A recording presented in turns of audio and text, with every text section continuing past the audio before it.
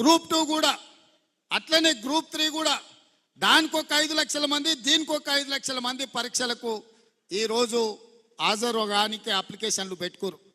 ఈ పరీక్షలు post phone చేస్తే కోచింగ్ సెంటర్లు బతుకుతాయి.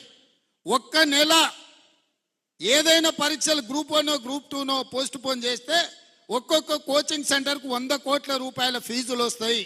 ఇవాళ కోచింగ్ సెంటర్ల మాఫియా కొంతమంది కిరాయి మనుషులను పెట్టి ఆ కిరాయి మనుషులతో రోడ్ల మీద ధర్నాలు చేసి పరీక్షలు పోస్ట్ పోన్ చేయమని అడుగుతున్నారు. ఇవాళ మాకు ప్రభుత్వానికి పోయేదేముంది? ఒకవేళ పరీక్షలు పోస్ట్ పోన్ చేస్తే విద్యార్థులకు నష్టం. కోచింగ్ సెంటర్లు 100 కోట్ల రూపాయలు కొల్లగొట్టడానికి కోచింగ్ సెంటర్లో ఇవాళ పరీక్షల్ని వాయిదా ఏమని అడుగుతున్నారు. గ్రామాన మీరు చెప్పండి, 10 ఏళ్ళు పరీక్షలు పెట్టలే, ప్రభుత్వ ఉద్యోగాలు ఇవ్వలే. కాంగ్రెస్ వచ్చిన ఎంబడే 30,000 ఉద్యోగాలు ఇచ్చింది.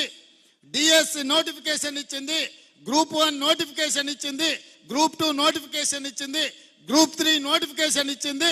రాబోయే డిసెంబర్ 9 తారీఖు లోపల ఈ పరీక్షల ఫలితాలన్నీ ఇచ్చి వేలాది మంది నిరుద్యోగ యువకులకు ఉద్యోగ అవకాశాలు ఇవ్వాలని మా ప్రభుత్వం ప్రయత్నం చేస్తుంటే పరీక్షలు వాయిదా ఏమంటారు? అన్ని పరీక్షలు 2022లో నోటిఫికేషన్ ఇచ్చినవే. ఆ సన్నాసి పరీక్షలు పెట్టలేదు. ఈ 2 ఏళ్ళు పిల్లలు చదువుతూనే ఉన్నారు, కోచింగ్ సెంటర్ల చుట్టూ తిరుగుతూనే ఉన్నారు. ఇప్పుడు కొత్తగా మళ్ళీ వాయిదా వేస్తే ఇవన్నీ కూడా కోచింగ్ సెంటర్లలో వాళ్ళ కోచింగ్ సెంటర్లు నడపనికే. మా దగ్గర కూడా అక్కడి నుంచి ఇక్కడి నుంచి పైరవి చేస్తారు.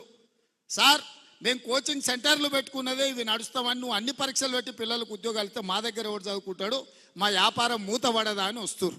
ఇంత సిగ్గు తప్పిపోయారు. నిరుద్యోగ యువకుల బలహీనతను వ్యాపారంగా మార్చుకోవాలని కొన్ని కోచింగ్ సెంటర్ల యజమానులు ఈ ఆర్టిఫిషియల్ ఉద్యమాలను ఇవాళ మన కళ్ళగట్టినట్టు చూపించాలనే ప్రయత్నం చేస్తారు.